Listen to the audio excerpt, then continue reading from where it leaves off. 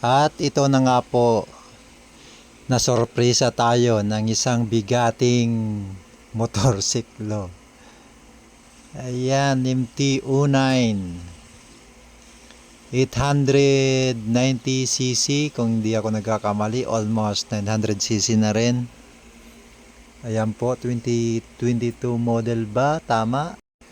Ang totoo, ayaw ko pa sana magtanggap ng mga big bike sa sa pwesto ko sa shop dahil hindi pa presentable para sa mga ganyang motor. Pero dahil sa sobrang tiwala ng ating customer, si Sir JC, ayan, sobrang tiwala niya sa atin. Kaya kahit saan tayo magpunta, sinusundan niya talaga. Wala siyang pakialam kung anong itsura ng venue.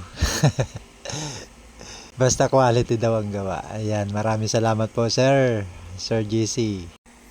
Ayan, ang ginawa po natin dyan ay nagpa-install lang po siya ng auxiliary lights. Ayan. Goods na. Pwede na mag long ride sa pinakamalapit na lugar. Thank you very much Sir GC sa tiwala mo at talagang napakagwapo ng motor mo.